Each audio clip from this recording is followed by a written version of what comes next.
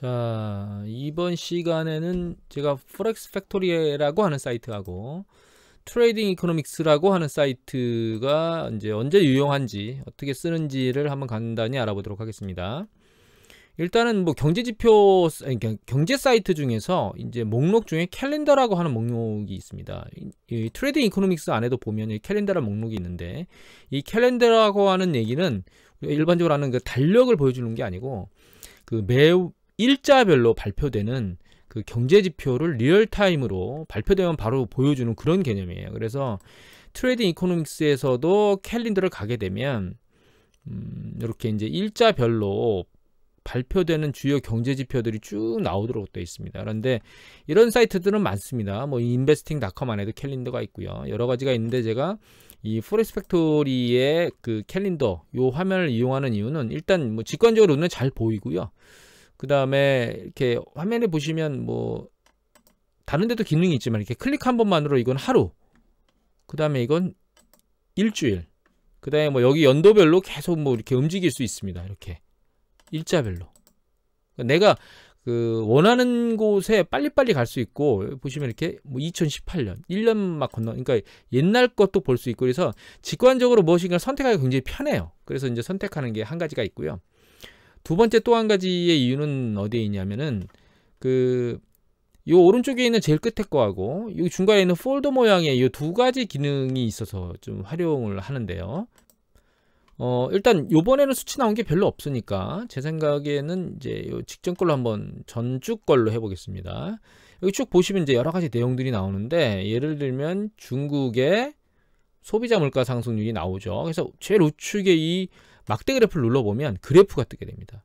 그러니까 우리가 이거 없이 수치상으로 전월 대비, 요건 이제 예측치고 요거는 진짜 발표치인데 2.8%의 소비자 물가 상승률이 3.0으로 올랐는데, 이것만 보면 느낌이 없죠. 그냥 올랐다 이런 느낌이 들잖아요.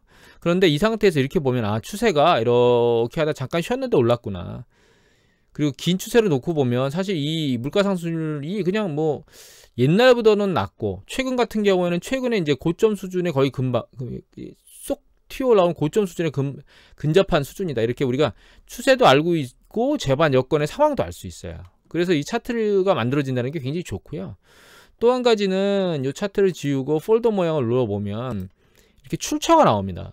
출처가 나온다는 얘기는 내가 이거 어디서 도대체 발표를 했지? 라고 실제 발표한 곳의 사이트, 이건 이제 중국의 통계청에서 발표를 한 거네요. 그죠? 이 원천 사이트를 아는 것도 상당히 좋죠. 왜냐하면 이제 좀 더 깊은 정보나 그 내역들을 알고 싶으면 이 원천 데이터가 발표되는 곳으로 가서 보면 좋으니까 이 두 가지 장점이 상당히 좋습니다. 그래서 포렉스 팩토리는 그런 이유에서 이제 이걸 많이 사용하고요. 그 다음에 이제 트레이딩 이코노믹스가 있는데, 트레이딩 이코노믹스는 여러 가지 내용 중에 이제 이걸 잘 보시면 인디케이터즈를 선택해 보면 컨트리즈하고 인디케이터즈 두 가지가 있어요. 그러니까 이걸 국가별로 구분하는 거고, 이거는 이제 지표별로 구분하는 건데, 국가별로 구분하는 거 한번 먼저 보겠습니다. 이렇게 국가별로 구분해 보면 대륙별로 구분이 돼 있기도 하고, G2E는 별도로 이제 뽑아놨죠. 그 다음에 이제 지표별로 한번 가보면 이게 지표별로 이렇게 구분이 되어 있어요.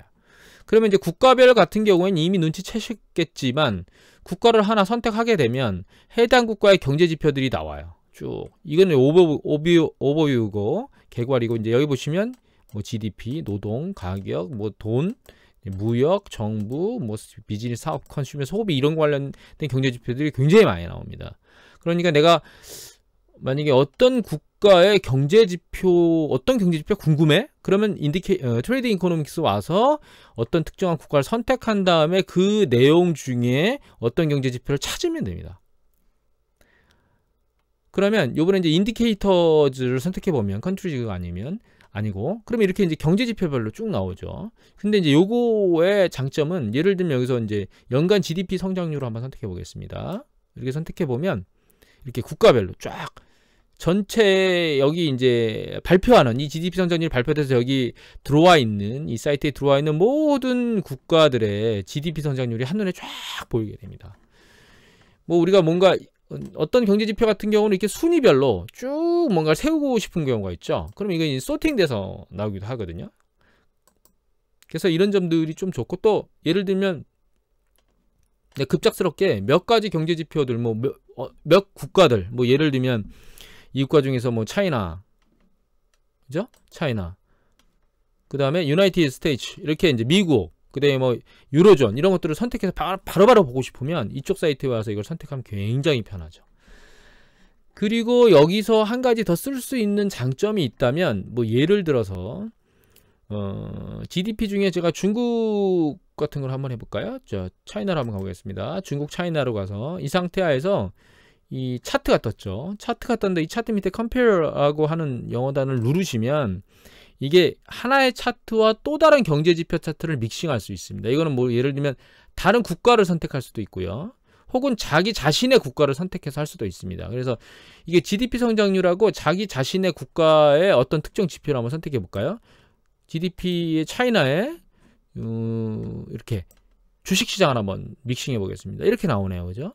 그러니까 GDP 연간 성장률하고 그 다음에 그 상하이 지수의 그 지표, 상하이 지수가 같이 포함돼서 이렇게 나타나는 거죠. 이렇게 상호 믹싱해서 그 상호 비교 데이터를 볼 수 있도록 또 만들어준 거예요. 그런데 이 트레이딩 이코노믹스의 참 안타까운 점은 이 차트 안에서 이렇게 클릭하게 되면 무엇인가 이 위치에 그 수치가 안 보인다는 거예요. 그러니까 우리가 큰 추세의 흐름을 눈으로 볼 수는 있지만 이 위치의 수치가 정확히 어딘지를 알 수가 없습니다. 이거는 예를 들면 뭐 아주 짧게 하더라도 선으로 나타났지만 요 지점에 내가 성장률을 알고 싶지만 이렇게 안 보여서 옆으로 이렇게 그냥 그래프상으로 좀 눈으로 느끼는 거 정도지, 이게 수치상으로 나타나면 참 좋은데 그렇지는 이제 못합니다. 그래서 트레이딩 이코노믹스는 그 사용의 한계점은 좀 있습니다. 다만 트레이딩 이코노믹스의 가장 강력한 점은 그 글로벌 국가의 그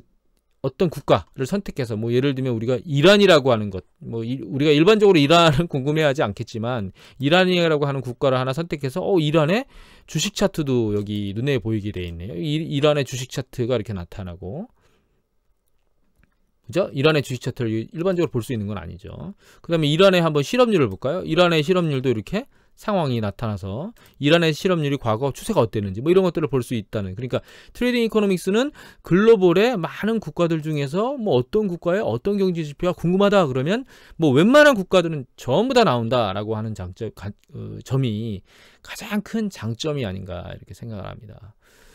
포렉스 팩토리는 리얼타임에서 나오는 경제 지표를 바로바로 볼 수 있으며 그 다음에 차트화 해주고 그 원천지에 대한 곳까지 알려주는 그런 장점을 가지고 있고, 트레이딩 이코노믹스는 글로벌 국가 중에 웬만한 국가의 웬만한 경제 지표들은 모두 다 나온다, 이런 장점이 있다는 걸 잘 활용하셔서 사용하시기 바랍니다. 자, 오늘은 이만 마치도록 하겠습니다. 감사합니다.